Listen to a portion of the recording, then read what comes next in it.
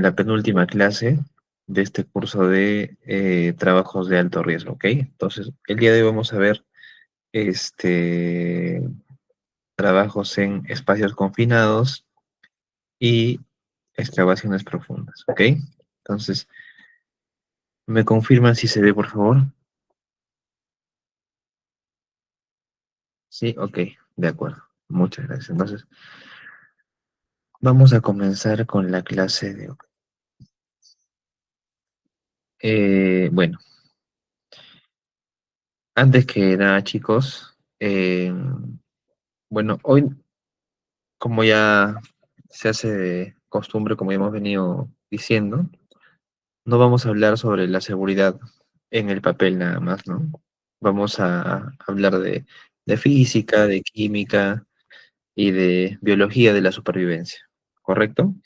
El tema es espacios confinados y excavaciones, pero el subtexto es la gestión técnica de los trabajos de alto riesgo. Quiero que estemos, chicos, atentos en toda la clase porque es importante todo lo que vamos a hacer. Em, el día de hoy vamos a demostrar, además, con nuestra actitud, la diferencia entre un supervisor que llena formatos nada más y uno que realmente salva vidas. ¿Correcto? Entonces, comenzamos. ¿Qué nos dice? La realidad de la seguridad en el Perú. Entonces, eh, veamos, ¿no? Veamos esta triste estadística, ¿no? El escenario actual. En construcción y minería lideran tasas de accidentabilidad. En el 2023, el Ministerio de Trabajo reportó, eh, obviamente, más de 3.300 accidentes y 18 fatales en el sector formal. Ahora, ¿qué quiere decir en el sector formal? Que son los accidentes o los fatales que se han reportado a la plataforma de Sunafil. Como sabemos, hay muchas empresas informales, ilegales, que son justamente las que tienen mayores deficiencias en cuanto a protocolos de seguridad, ¿no? En cuanto a controles, a estándares de seguridad, y son estas mismas empresas, pues las más informales, las que, las que no logran eh, implementar un sistema de gestión de seguridad y salud en el trabajo y son las que tienen más accidentes y más fatales, ¿correcto? El problema, justamente lo que mencionaba, ¿no? La informalidad y la supervisión de papel. Cuando solamente se llenan formatos y estamos sentados en la oficina. Fallas en comprensión técnica de riesgos, ¿no? Gases, suelos, no solo falta de EPP, que sucede muchas veces. Eh, vemos como la seguridad, o vemos, analizamos, identificamos los peligros, pero solamente una pequeña parte de ellos, ¿no? Como sabemos, tenemos distintos tipos de peligros, de agentes ocupacionales, ¿no? Tenemos los peligros físicos, químicos, biológicos, psicosociales, y dentro de cada uno podemos desglosar mucho más todavía. Entonces, es algo que muchas veces no, no lo hacemos, no nos damos esa molestia de investigar un poco más para cumplir nuestro objetivo, ¿no? Que es pasar del cumplimiento administrativo a la competencia técnica operativa, entender la física del desastre. Entonces, vamos a ver, chicos, los fundamentos normativos en el Perú, ¿no? En cuanto a materia de seguridad, en el Perú tenemos la ley madre que, que rige todos los procedimientos, ¿no? Que es la ley 29783, la ley de seguridad y salud en el trabajo. Tenemos la norma G050, que es seguridad durante la construcción, y es obligatoria para toda obra pública y privada. Además, es el estándar mínimo. En esta norma técnica G050 encontramos un estándar mínimo para trabajos en excavaciones y espacios confinados. Además tenemos el Decreto Supremo 024, que es de minería, ¿no? Pero aunque es minero, usamos su anexo 15 porque es el referente técnico más estricto del país para límites de gases. En construcción a veces no tenemos esos datos, así que vamos a tomar prestada la técnica minera. ¿De acuerdo? Vamos a ver ahora estándares globales. OSHA. ¿Por qué les hablo de OSHA? Como sabemos, OSHA significa Occupational Safety and Health Administration, Administration, ¿no? Eh, ¿por qué, por qué vamos a tocar la norma OSHA? Porque nuestra norma G050 a veces deja vacíos técnicos. Por ejemplo, en cómo probar la resistencia del suelo. OSHA 1910.146 para espacios confinados y 1926 subparte P para excavaciones nos dan la ingeniería que a veces nos falta.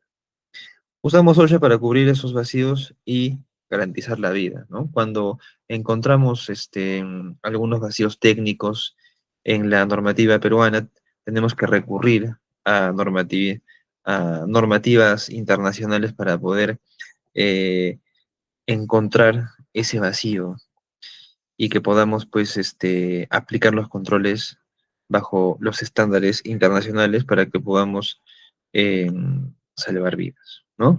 Aplicación complementan la norma técnica peruana G050 para garantizar la vida del trabajador, ¿ok? Responsabilidad civil y penal. Esta parte es muy importante, señores.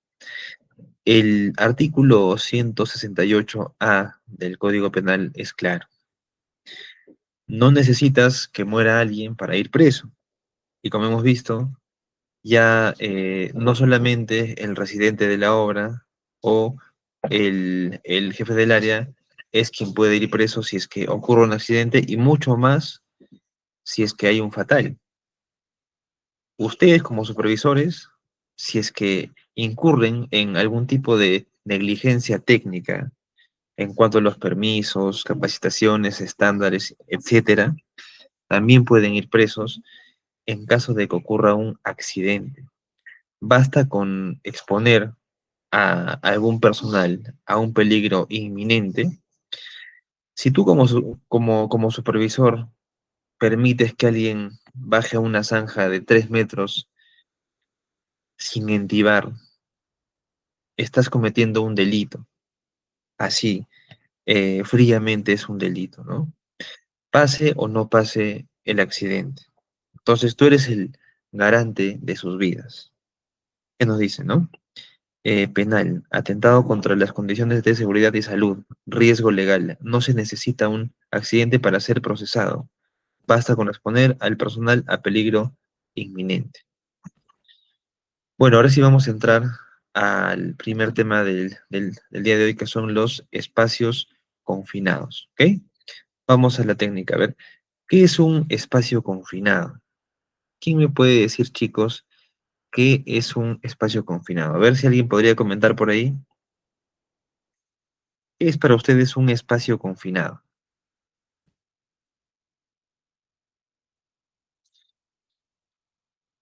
Con sus propias palabras podrían comentar qué es un espacio confinado. Lo que entiendan, lo que se les venga a la mente.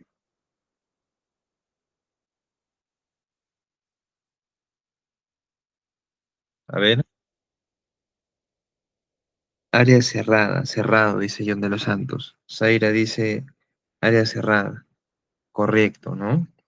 Vamos a desglosar etimológicamente este término que dice espacios confinados, ¿no? Espacio obviamente es un lugar, es un área, es un espacio, ¿no? Confinado, ¿qué dice confinado, no? De, puede ser de difícil acceso, con poca ventilación, ¿no? Entonces, siempre es bueno que nosotros razonemos, que tratemos de exigir un poco más nuestra mente, ¿no? Entonces, no es solo un tanque pequeño, o no es solo un lugar pequeño al que está ingresando esta persona que vemos en la fotografía, en el lado derecho. Según la norma, deben cumplirse tres condiciones simultáneas para que podamos considerar ya legalmente o técnicamente un espacio confinado, ¿no?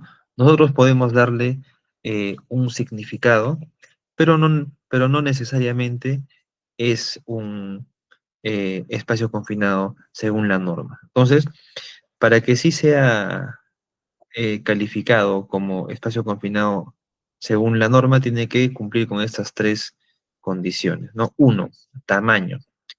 Permite el ingreso del cuerpo entero, o sea, entras de cuerpo entero.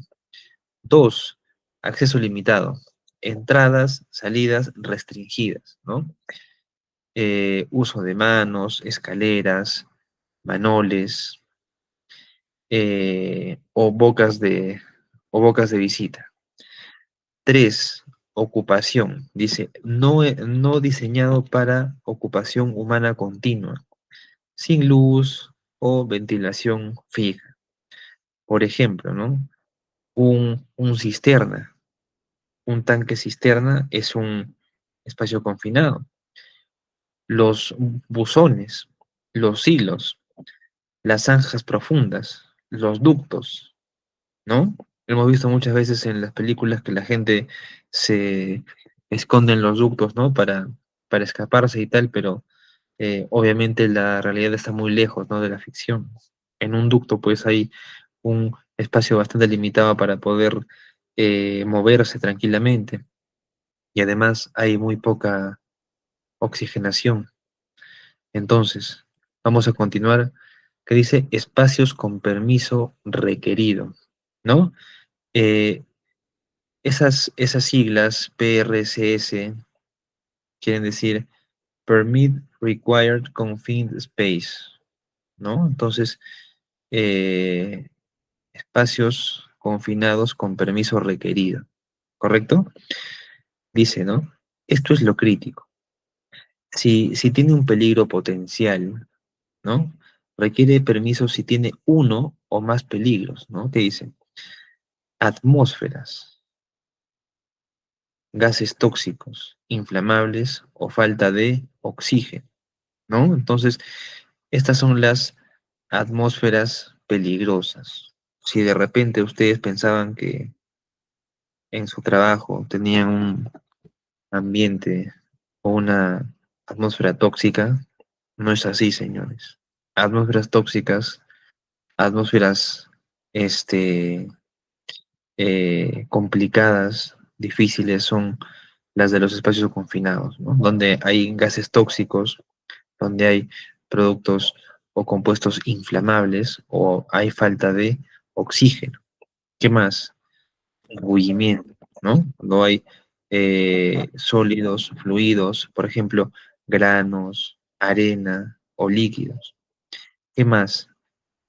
Atrapamiento, paredes convergentes o pisos inclinados, ¿no? Tolvas.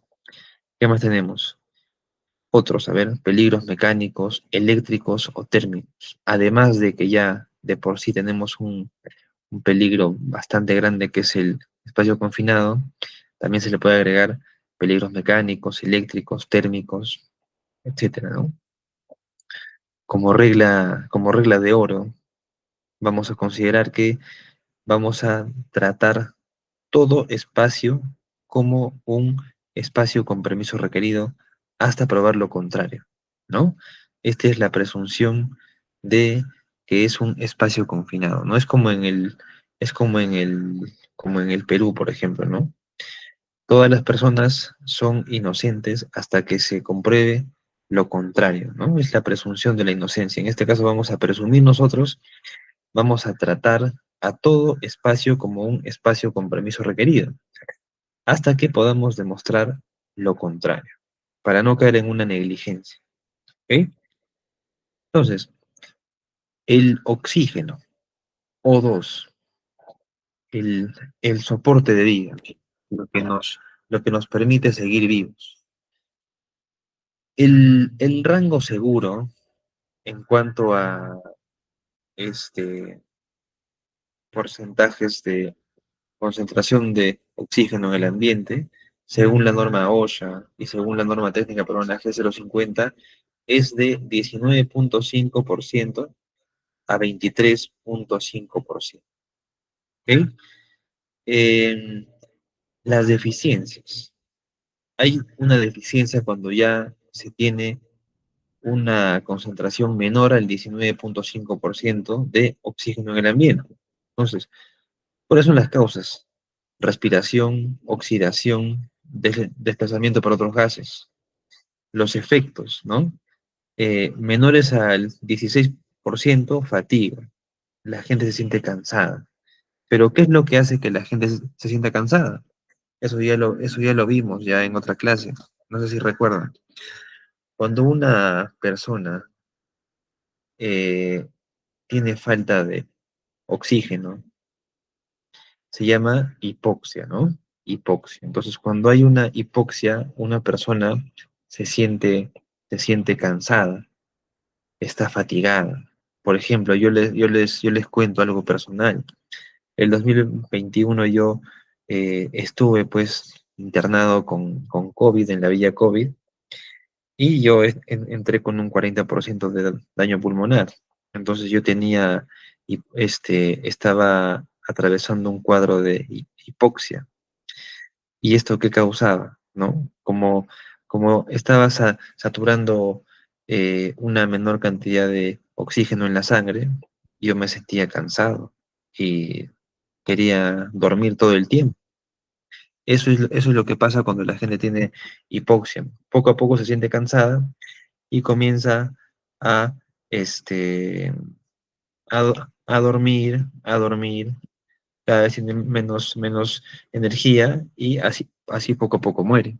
Entonces, continuando, cuando hay una cantidad menor al 6% de oxígeno en el ambiente, la muerte de la persona sucede en minutos, ¿correcto? Ahora, como dice, ¿no? La ley de la vida, eh, mucho de algo no es bueno para nada, ¿no? O traducido, todo en exceso es dañino. ¿Qué sucede cuando hay un enriquecimiento de oxígeno? Cuando hay una concentración mayor al 23,5%. Eso representa un riesgo también, ¿no? Esto es peligroso por incendio, ¿no? Si tienes grasa en el mameluco y hay mucho oxígeno en el ambiente, puedes prenderte fuego casi explosivamente. Como hemos visto, el oxígeno actúa como comburente en el tetraedro del fuego. Entonces, eh, hay un nivel, hay un rango seguro en cuanto a la concentración de oxígeno, ¿no? Y por eso se usan estos medidores de oxígeno que vemos aquí en el lado derecho para justamente medir y tratar de controlar el nivel de oxígeno en un espacio confinado y que no caigamos en deficiencia ni en enriquecimiento. ¿Ok? Ahora vamos a ver los gases tóxicos comunes, ¿no? El más conocido, el, el monóxido de carbono, ¿no? El límite es 25 partes por millón. Este es el asesino silencioso, ¿no? Se pega a tu hemoglobina, cuando tú lo inhalas, se pega en tu hemoglobina y es 200 veces más fuerte que el oxígeno, ¿correcto? Después tenemos, ¿qué cosa? El sulfuro de hidrógeno. El límite es 10 partes por millón. Más o menos huele a huevo podrido, ¿ya?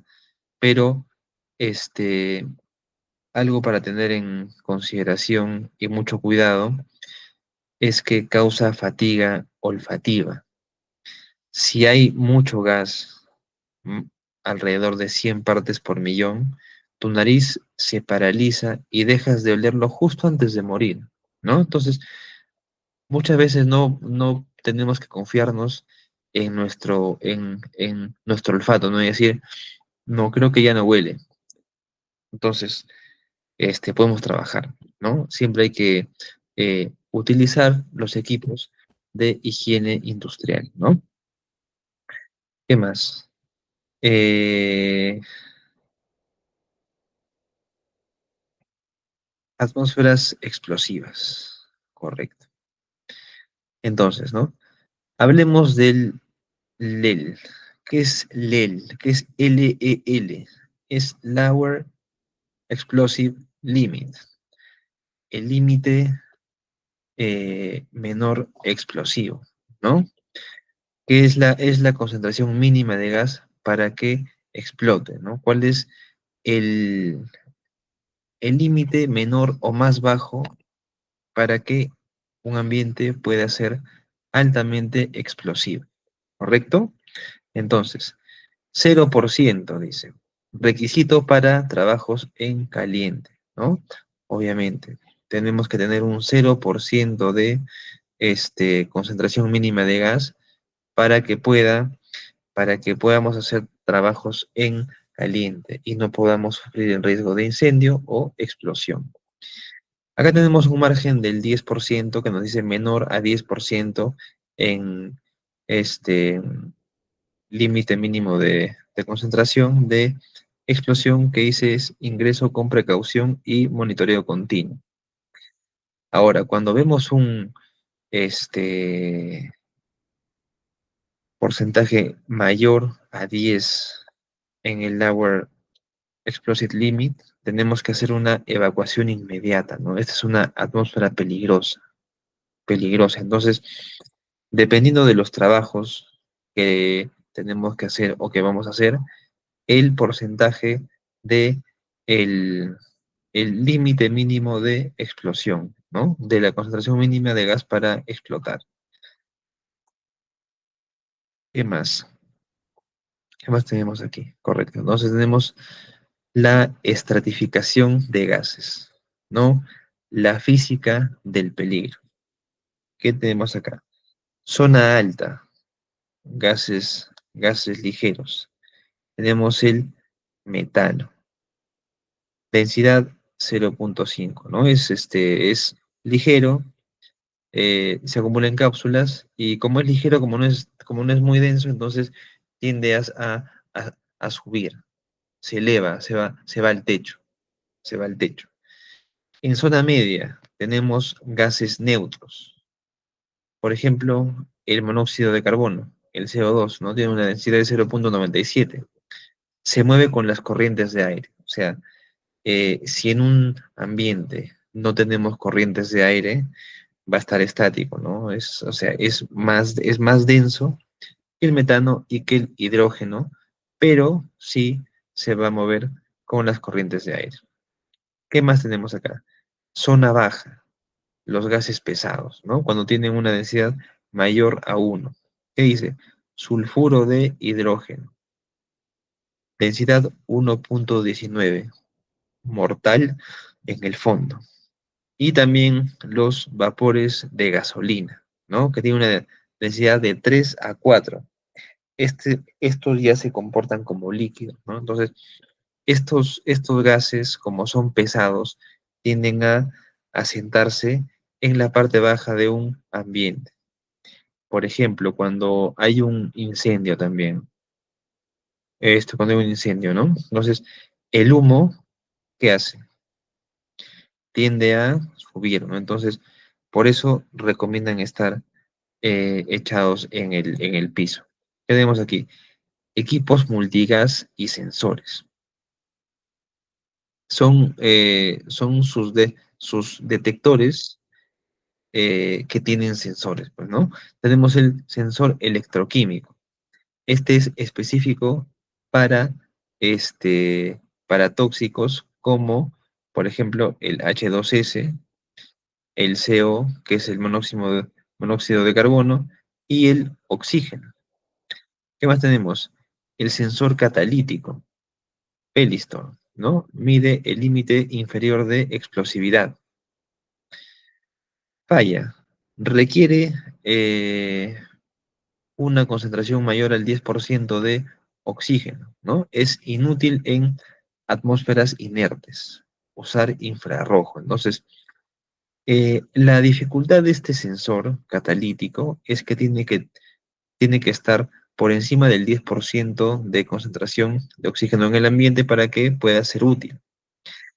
¿Qué más tenemos? Mantenimiento obligatorio. El BAMP test, prueba de respuesta, ¿no? Tiene que ser diaria. Tenemos que verificar las alarmas y el sensor. Calibración. La calibración es mensual, ¿no? Y tiene que realizarse el ajuste de precisión con gas patrón, ¿correcto? ¿Qué más tenemos por aquí? A ver, vamos a ver el barrido vertical. Entonces, por la estratificación está prohibido medir solo en la boca del pozo. Tienen que hacer el barrido vertical, ¿no? Medir cada 1,2 metros descendiendo.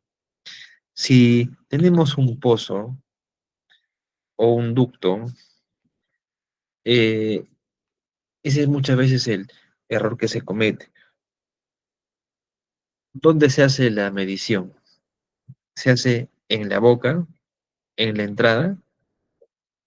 No, sí o no. Hay que hacer una medición en varias partes de, del pozo. Se tiene que ir descendiendo y hacer una medición en intervalos, como dice aquí, de cada 1,2 metros o 4 pies descendiendo, ¿no? Medición remota, ¿no? Sonda y bomba antes de abrir o entrar. Intervalos, ¿no? Regla de los 2 minutos, además. El gas, como sabemos, tarda en subir por la manguera y el sensor a veces tarda en leer. Entonces hay que esperar siempre 2 minutos por cada nivel para tener un dato real, ¿no? Entonces, por ejemplo, estamos descendiendo en este pozo para poder hacer la medición de gases, pero como estamos viendo, muchas veces los gases demoran en subir. Entonces, ¿qué nos dice acá la fórmula? T90 del sensor más 1 segundo por 30 centímetros de manguera. Estándar, esperar 2 minutos por nivel para lectura confiable. Entonces, podemos aplicar la fórmula eh, o podemos también guiarnos, pues, ¿no? De el uso estándar. ¿Qué más? Em, Tenemos aquí la prioridad, ¿no? Primero, oxígeno. Segundo, inflamables. Y tercero, tóxicos, ¿no? Oxígeno es lo primero que tenemos que medir, porque si lo dejamos para el final, podríamos cometer el gravísimo error de permitir que entre una persona a un lugar en donde tienen una concentración peligrosa de oxígeno, o sea, mucho menor de la mínima requerida. Segundo, tenemos que ver si tenemos ahí gases inflamables, ¿no? Porque, como hemos visto, eh, en el límite mínimo de explosividad, si es que vamos a hacer un trabajo en caliente o algún trabajo que genere calor y no hemos hecho la medición de inflamables en un espacio confinado, entonces esto puede ser fatal, ¿no? Y por último, los gases tóxicos. Entonces, primero, chicos, oxígeno. Después, los gases inflamables. Y por último, los gases tóxicos.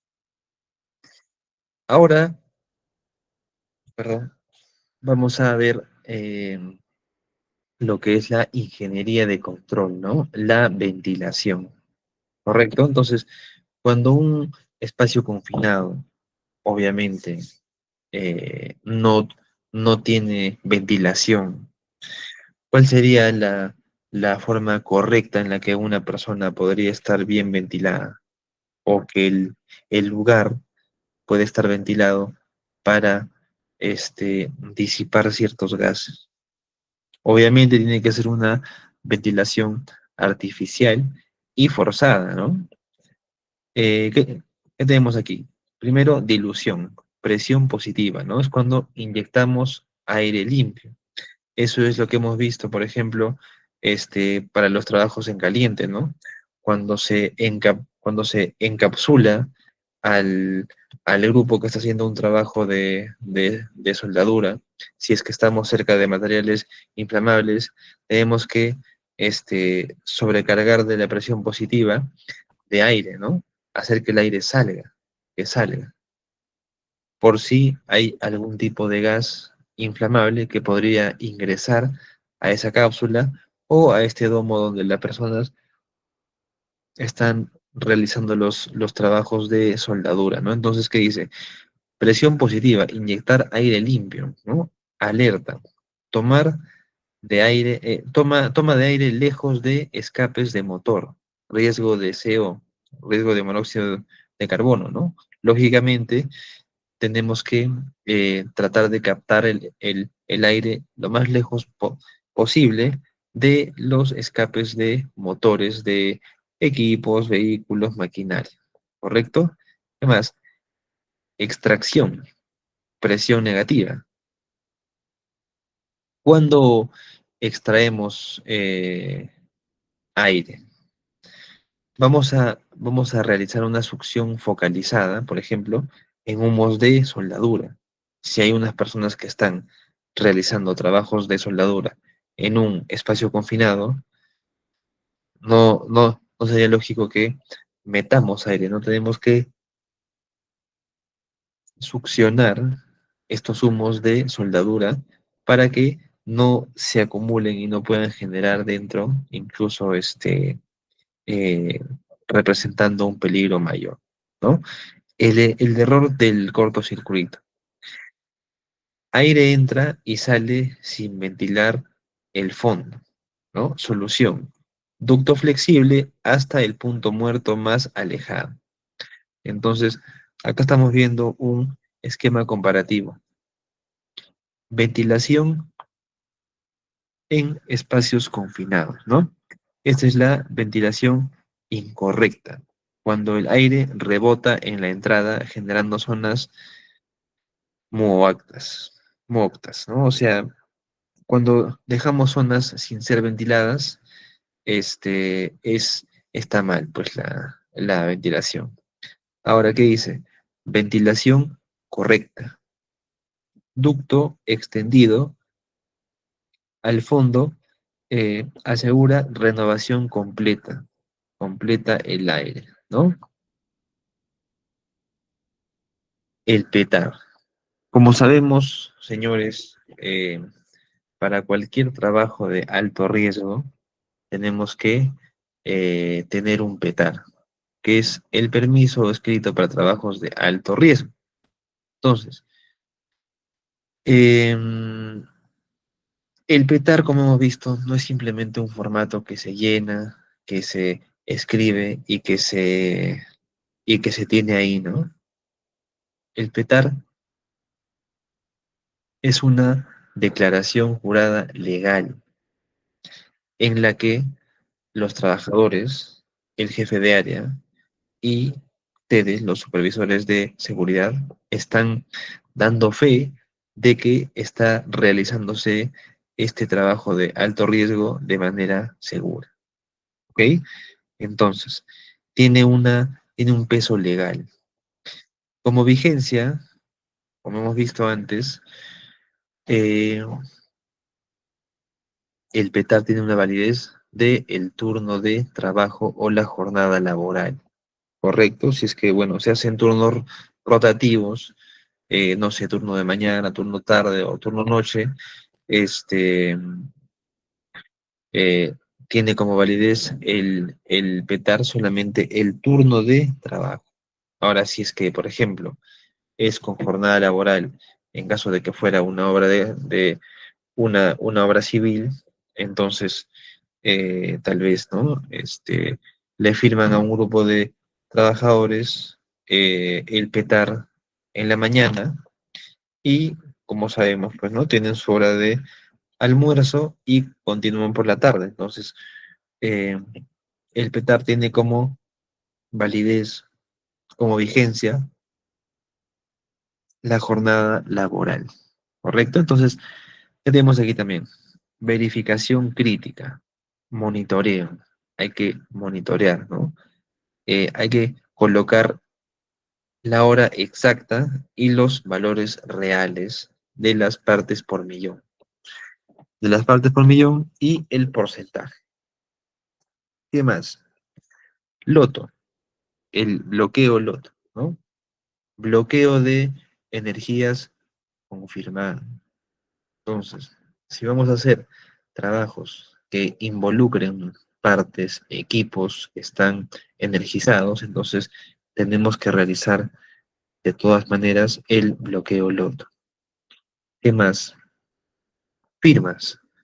Firmas supervisor, el jefe de área y firma también el vigía, ¿correcto? Eh,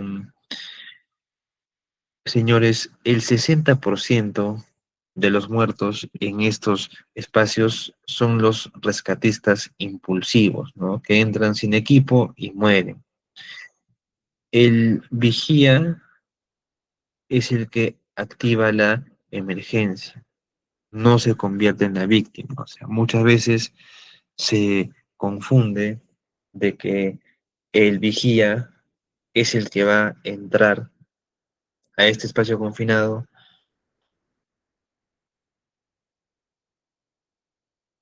Perdón, muchas veces, ¿qué sucede?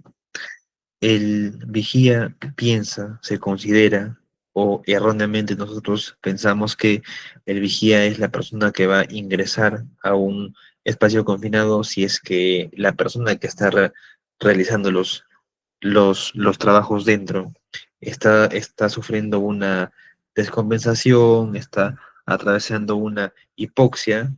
No, señores, el vigía nunca ingresa. La función del vigía, ¿cuál es? Entonces dirán, ¿no? Si está ahí parado, está vigilando, entonces, ¿cuál es su función? La función del vigía es activar el plan de emergencia. No es entrar impulsivamente y querer sacar a la persona que está trabajando, no es activar el plan de emergencia, ¿no? No, su función no es convertirse en una víctima más. Ahora, exhibición. Este documento tiene que estar publicado físicamente en la entrada del espacio confinado, ¿no? Tiene que estar ahí en la entrada del espacio confinado. Tenemos que ver quiénes están haciendo los trabajos, qué trabajo están haciendo, qué controles están usando, cuáles son las mediciones de oxígeno, gases tóxicos dentro de este espacio confinado, ¿no? Entonces vamos a ver un un caso ahora 100% real, ¿no? Perdón, tenemos acá el caso del vigía, ¿no? Como hemos visto, tiene una ubicación. 100% del tiempo fue junto a la entrada, no dentro, junto a la entrada nada más. ¿Cuáles son las funciones del vigía? ¿No? Tiene que hacer el conteo exacto de personas. Tiene que tener además una este, comunicación continua con las personas que están dentro, ¿no? Tiene que estar comunicándose constantemente para verificar de que las personas están en buenas condiciones. ¿Cuál más? Activar el plan de emergencia, ¿no? Como hemos mencionado, el vigía no es el que rescata. Prohibición absoluta. El vigía nunca entra a rescatar, jamás, porque el 60% de las muertes son de los rescatistas impulsivos. ¿Qué tenemos aquí? Tenemos un caso, ¿no? El caso de Yanaquiwa, el 2023. Recordemos, pues, Yanaquiwa, ¿no? Donde hubieron 27 muertos. ¿Cuál fue la causa? Hubo un incendio de cuadros de madera en Socavón, que el Socavón, como sabemos, es un espacio confinado. El monóxido de carbono los mató por asfixia. Falló el tema de la ventilación y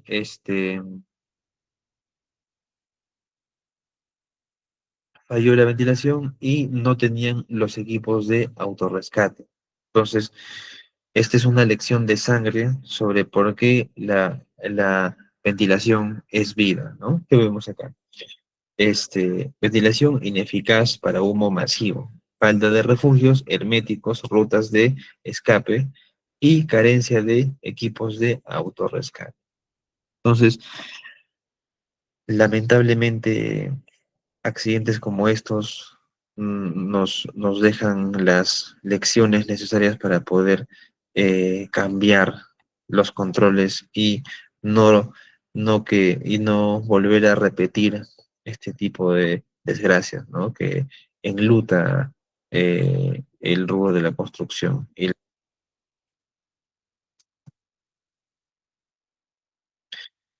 Ahora, chicos, vamos a pasar al siguiente tema que es excavaciones profundas, ¿correcto? Entonces, vamos a pasar de un espacio confinado eh, a tierra, ¿no? Como se dice. Una zanja profunda, señores, es cuando la profundidad es mayor al ancho, ¿correcto? Entonces, vamos a entender la física. Un metro cúbico de tierra, o sea, un cubo, pesa como un auto pequeño, más o menos 1,6 toneladas. Entonces, si un cubo de tierra te cae encima, te comprime el tórax y mueres por asfixia traumática, ¿no? Entonces, eh, no puedes expandir los pulmones. Y esto ocurre en milisegundos, ¿correcto? Entonces, como hemos visto, este, el colapso pues es rapidísimo, ¿no? No te dan ni tiempo para escapar, corriendo, caminando, nada. Clasificación, ¿no? Tipos de suelo, según la normativa OSHA, apéndice A. Tenemos el tipo A, que es arcilla dura, es muy estable, ¿no? Que tiene una resistencia de más de 1,5 toneladas por pie cuadrado, ¿ok? ¿Qué más? Tenemos el tipo B, que es medio, donde podemos tener aquí limo, grava, que tiene estabilidad media, donde tenemos una resistencia de 0,5 a 1,5 toneladas por pie cuadrado. Y ahora tenemos el tipo C, que es el tipo de suelo más inestable, ¿no? Es arena, suelo inestable, grava, suelo sumergido, ¿no? Donde tiene una resistencia menor a 0,5 toneladas por pie cuadrado. Entonces, como regla, tenemos que recordar que si hay agua filtrándose, automáticamente este tipo de suelo este suelo es tipo C, ¿no? Si vemos agua filtrándose, quiere decir que hay mucha inestabilidad, hay mucha porosidad. Ahora, validación visual y manual, ¿correcto? ¿Qué dice acá? Eh, bueno, no usen el ojímetro, ¿no? En este tipo de casos no podemos decir al ojo si es estable o al ojo no es estable. Muchas veces esto puede definir que se pierdan vidas, ¿no? Eh, Validación visual. Si vemos que hay grietas de tensión, que hay suelo distubado previo, agua, vibración, eh, validación manual, ¿no? Plasticidad. La prueba del fideo, ¿correcto? Entonces, ¿cómo es la prueba del fideo? ¿Alguien la ha hecho? ¿Alguien ha podido realizar alguna vez la prueba del fideo para ver si un suelo es estable? A ver, coméntenme, chicos.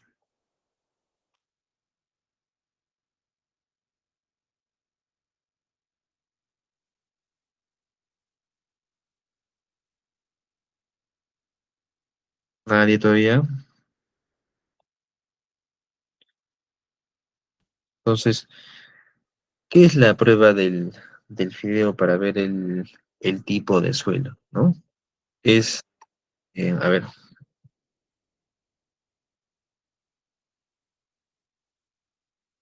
yo no, muy bien. Por lo menos opinaste y sabemos que no. Eso está muy bien. Entonces, es importante que participemos, chicos, para compartir ideas, ¿ya? La prueba del fideo es coger tierra, hacerla en, en forma de rollito, como de 3 milímetros más o menos, con la tierra sin que se rompa. Si es que si es que se rompe, no es cohesivo, ¿ok? Entonces, otra forma es el pulgar, ¿no? Cuando es un suelo tipo A, queremos meter el pulgar y es difícil de que nuestro pulgar entre, pues no en esa tierra. Si es tipo C, el pulgar se hunde pues con mucha facilidad, ¿no? Entonces, acá en esta fotografía estamos viendo que una persona ha realizado la prueba del fideo, ¿no? Entonces vemos que este tipo de suelo no es estable, ¿correcto? No es estable. ¿Qué más tenemos por acá? A ver, este, tenemos un sistema, el talud, ¿no? Eh, el talud. Requisito, dice, obligatorio mayor o igual a 1,5 metros, según la norma G050, o 5 pies olla, ¿no? Que vendría a ser lo mismo, porque como sabemos, un pie son 30 centímetros. Entonces, ¿cuáles son los ángulos seguros para un talud? Eh, tipo A, tipo A, 3/4 a 1, ¿no? Es 53 grados. Tipo B, 1 a 1, 45 grados. Y tipo C, 1,5 a 1, 34 grados. ¿Correcto? Entonces, ¿qué se hace aquí? Banqueo escalonado. Prohibido estrictamente en suelos tipo C. Acá podemos ver, ¿no? Y inclinación 53 grados. Aquí tenemos un riesgo de derrumbe. Vemos que eh, este tipo de suelo es inestable y requiere soporte, ¿correcto? ¿Qué tenemos aquí? Inclinación 34 grados, que es segura, es estable, ¿no? Es una pendiente segura la de 34 grados. ¿Qué más? Entibado. ¿Qué dice aquí? Hidráulico de aluminio, ¿no? Instalación desde la superficie, seguro. Aplica presión activa precarga contra las paredes. Madera. Requiere diseño de ingeniería y tablas de carga. Lento. Uso. Ideal en zonas urbanas o espacios reducidos sin lugar para talud, ¿no? Entonces, cuando, por ejemplo, estamos eh, excavando zanjas para un muro de contención, obviamente no son pues zanjas, vamos a decir, muy, muy anchas, ¿no? Que tengan un buen espacio como para hacer un talud, ¿no? En este caso, si tenemos una zanja, no sé, de 1 metro, 1,20 m de ancho, lo más recomendable es colocar el entibado, ¿no? Entibar esta zanja, ¿correcto? ¿Qué tenemos ahora también? Sistema de cajas, ¿no? El sistema de cajas o shielding no evita el derrumbe, ¿no? Sino soporta la carga y protege al obrero, ¿correcto? Eh, si el entibado previene el derrumbe, la caja no previene el derrumbe, funciona como un escudo. ¿Cuáles son las reglas operativas del sistema de cajas? ¿Correcto? Es eliminar los vacíos laterales entre caja y pared. ¿Qué más? Fondo. Permitido excavar máximo 60 centímetros por debajo de la caja. ¿Ok? Entonces, tenemos que tener esto presente. Movimiento. Nadie dentro al mover o instalar la caja, porque esto puede provocar un accidente. Material eliminado. ¿Qué quiere decir esto de material eliminado? ¿Qué nos dice acá? Riesgo. Sobrecarga al borde. Y esto conlleva a un colapso de la pared. ¿Qué nos dice la norma OSHA? ¿No? Tiene que haber un mínimo de 60 centímetros o 2 pies del borde para el material eliminado. Recomendación, según la norma G050, distancia mayor o igual a la mitad de la profundidad, ¿no? O sea, de la profundidad de esta zanja. Ejemplo, si la zanja mide 2 metros de profundidad, el material tiene que estar a 1 metro de distancia. Maquinaria, ¿no? Uso de topes o bermas para evitar la caída. Entonces, esto sucede muy seguido cuando de repente están haciendo una excavación con la retro, por ejemplo, de unas zanjas, pueden ser unas zanjas largas, ¿no? Para, para vaciado, para muros de contención. Entonces, ¿qué pasa muchas veces? Eh, Cuando están haciendo la excavación de la zanja, vamos a decir en varios metros lineales, ¿qué hace pues la maquinaria, ¿no? Eh, Excava y deja el material eliminado cerca al borde. Entonces, cuando hay mucho material eliminado que está acumulado incluso al lado del borde, esto genera un peso que, que eh, incrementa la posibilidad de que haya un derrumbe dentro de la zanja. Entonces, tenemos que asegurarnos esto. Muchas veces, ¿qué sucede, no? Eh, el personal de supervisión dice, no tenemos que avanzar, tienen que entrar los trabajadores para que puedan perfilar, por ejemplo, la zanja, ¿no? Y justamente, sí, mira, tal vez estamos trabajando a las 11 12 del día, donde el sol está muy fuerte, hemos hecho la excavación, se han dejado, tal vez, se ha dejado el material eliminado junto con el borde y permiten, o bueno, el supervisor de seguridad, en este caso, no, no se percata de que los trabajadores están ingresando para hacer tal vez la perfilación de la zanja. Entonces, son varios factores que multiplican el riesgo del derrumbe, ¿no? El material que está junto con el borde, eh, que, que estén de repente a una temperatura alta, lo que hace que la Tierra sea pues más inestable. El mismo hecho de el trabajo de nivelación sin que se haya tomado ningún tipo de precaución adicional, esto incrementa el riesgo de derrumbe y podría hacer que la caída sea pues inminente, ¿no? Inevitable. ¿Qué más? Accesos y salidas, ¿no? Entonces, ¿qué tenemos que tener acá? Obligatorio, dice, en zanjas mayor o igual a 1,20 metros o 4 pies. Recorrido, dice, máximo 7,6 metros o 25 pies laterales para hallar la salida, ¿no? Entonces, tiene que haber una distancia desde desde donde están los trabajadores máxima de 7,6 metros. Escaleras.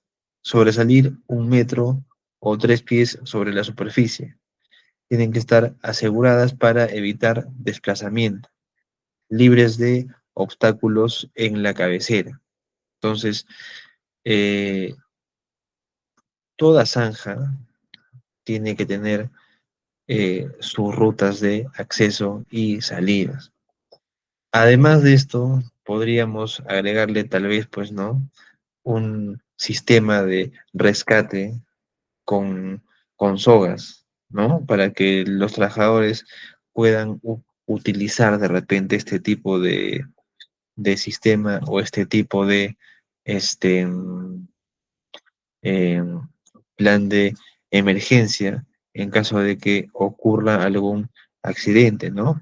Ahora, con el tema de la escalera, no podemos poner una escalera pues que sea incluso tal vez menor a la altura, ¿no? Muchos podrán pensar tal vez, ¿no? Que se pone una escalera que no llega al borde de la zanja, que está cerca, ¿no? Esto no puede ser así, porque si hay un derrumbe, esta escalera no va a funcionar. Tiene que sobresalir por lo menos 1 metro, 1 metro para que los trabajadores puedan salir sin ningún problema, para que esta escalera no esté desplazándose, no, no, no se recorra o no se caiga, tiene que estar asegurada, tiene que estar sujetada, tiene que estar estabilizada para que pueda ser usada de la manera correcta. Ahora tiene que estar libre de obstáculos en la cabecera. Hacia donde vamos a salir, al punto de evacuación, tiene que estar despejado, porque consideremos que las personas este, ingresan, pues, ¿no? A trabajar con materiales, con herramientas, entonces no puede haber ningún tipo de bloqueo en en la cabecera de las zanjas. ¿Qué más? Protección perimetral. ¿Qué tenemos aquí? Cintas versus barreras, ¿no? Cinta es advertencia visual, no física. Como hemos visto, eh, en los controles, en la jerarquía de controles, pues que eh, las cintas vendrían a ser una señalización y la señalización está en el cuarto nivel con los controles administrativos. Entonces, de todas maneras, tienen que haber cintas, ¿no? Entonces, en la construcción, la cinta amarilla, sí, ¿qué significa? No, área no permitida. Pero cuando tenemos una cinta roja, la cinta roja advierte una excavación profunda o una zanja, ¿no? Entonces, tenemos que aplicar la señalización, poner las cintas, ¿qué más? Barreras. Como hemos visto, una barrera sí vendría a ser un control de ingeniería porque aísla el peligro de los trabajadores. Entonces, ¿cuál sería en este caso lo más efectivo? ¿Cuál sería una barrera dura? ¿Cuál sería un control mejor en cuanto a la zanja? ¿Solamente una cinta o poner una barrera, una barricada? Sería pues justamente poner barreras para que las personas no puedan incluso transitar cerca, ¿no? ¿Qué nos dice la norma G050? Exige cercos rígidos con tránsito público. Entonces, según la norma G050, no basta con que pongamos de repente unos cachaquitos con la cintita ahí, ¿no? Porque, o sea, si bien está señalizado, ¿qué tal una persona está caminando por ahí, se tropieza y la cinta no va a detener su caída dentro de la zanja, ¿no? Esto no va a ser así. En cambio, un cerco rígido con tránsito público sí podría este, detener que una persona pues eh, puede estar a punto de caer dentro de una zanja, ¿ok? ¿Qué me dice? Vibración degrada el suelo. Por ejemplo, si es que vamos a ver, si hemos hecho una zanja para un cisterna subterráneo, obviamente se tiene que vaciar, ¿no? Se tiene que vaciar, se tiene que hacer un vaciado de solado primero y luego ya un vaciado de piso, ¿no? Con malla. Entonces, para que se haga la compactación en el piso, en la parte inferior de la zanja, se tiene que usar una plancha compactadora. Entonces, esta vibración que se hace en el suelo, obviamente inestabiliza, vuelve más propensa a derrumbe esta zanja. Las paredes de la zanja se vuelven más inestables y podrían provocar pues algún derrumbe. Entonces hay que estar siempre alertas. ¿Qué más? Visibilidad. Chalecos reflectivos, obligatorios. Si bien si bien tal vez es muy pesado hacer pues un trabajo de repente de nivelación de las paredes de la zanja o trabajos dentro de la zanja, se tiene que tener siempre el chaleco reflectivo para poder reconocer a las personas, ¿no? Ahora, ¿qué pasa muchas veces con los chalecos en obras, ¿no? Con los chalecos. Usualmente, pues, se ve también que no usan la cinta reflectiva correcta, no usan una cinta que no es ni siquiera reflectiva, entonces tiene que ser un chaleco y la cinta tiene que ser reflectiva para que se pueda reconocer a los trabajadores que están, pues, ingresando dentro de una zanja profunda. ¿Qué más? Tenemos un caso de San Borja, ¿no? Evento. Colapso de placa de concreto sobre tres obreros. Causas técnicas, que no dice las causas técnicas. Se retiró el encofrado sin resistencia de diseño. Falta de apuntalamiento. Muros, pantalla inestables sin arrostre. Lección. El riesgo no es solo la tierra, es la estructura temporal. Claro, o sea, y miren que esto haya sucedido en una obra, pues es algo bastante grave, ¿no? Porque, ¿qué sucede? Mucha gente incluso también cuando, cuando cuando cerca algún terreno que tienen, eh, usualmente, usualmente cuando solamente lo cercan para que no lo invadan, hace un cerco de puras bloquetas, pero sin, sin cimientos, ¿no? Entonces, ante cualquier vibración, ante cualquier movimiento sísmico, tal vez esto se cae. Esto no es nada estable. Entonces, muchas veces esto nos dice que no tenemos que ser solamente precavidos con, eh, con la tierra que se elimina, con la tierra de las paredes de las excavaciones, sino con las estructuras temporales que se colocan, este, que se colocan dentro o encima de las anclas, ¿correcto? Entonces, como conclusiones, chicos, vamos a este, mencionar las características que tiene que tener el rol del supervisor 4.0, ¿no? El supervisor que tenemos que ser cada uno de nosotros. Tenemos que eh, integrar, ¿no?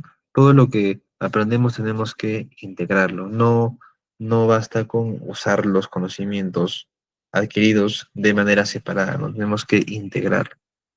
¿Qué nos dice? Zanja profunda, que cuando tiene una profundidad mayor a 1,20 m, igual a espacio confinado, ¿no?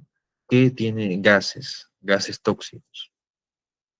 Ahora, recordando también en el espacio confinado no solamente tenemos que hacer la medición de los gases, sino primero de el nivel de oxígeno, segundo de si tenemos gases o tenemos materiales inflamables o gases inflamables. Y tercero, los gases tóxicos. Datos, dice datos. Usar detectores y penetrómetros, no intuición, ¿no? Entonces tenemos que siempre apoyarnos en los equipos tecnológicos para hacer la medición de los agentes ocupacionales de la higiene industrial, ¿no? Que son justamente para medir el nivel de oxígeno, para medir el nivel de monóxido de carbono, de CO2 y tal. ¿Qué más? Stop Work Authority. Es la obligación legal de parar ante peligro inminente, ¿no? Por ejemplo, esto lo hemos visto en la ley 29783. Si es que hay un peligro inminente, entonces cualquier trabajador está en el derecho legal de negarse a realizar dicho trabajo, ¿no? Porque la ley lo ampara, no es una desobediencia, no es una falta, es algo que está amparado bajo la ley. Poder negarse ante una situación de peligro inminente. ¿Qué más? ¿Cuál es el mensaje que tenemos que guardarnos para la posteridad, ¿no? La producción se recupera. Una vida es un error irreversible. Eso es cierto, ¿no? Muchas veces no se considera de esta manera la seguridad, ¿no? Se prioriza muchas veces la producción, pero incluso viéndolo desde un tema productivo, que se tenga un accidente o un fatal perjudica el proceso productivo porque se tienen que paralizar las actividades. Entonces, si, si no se llega a una meta en cuanto a producción, si no se cumple una meta o si de repente se sufre un daño material, se puede recuperar. En cambio, si se pierde una vida a una familia, ya no se le va a poder devolver a ese hijo, a ese padre, a ese hermano, ¿no? Ya jamás va a poder recuperarse una vida humana. Entonces, la seguridad no es una suerte, no es un azar, es una decisión, es un estilo de vida. ¿Correcto? Entonces, espero que haya quedado claro, señores. Voy a darle pase a nuestra coordinadora. Muchas gracias.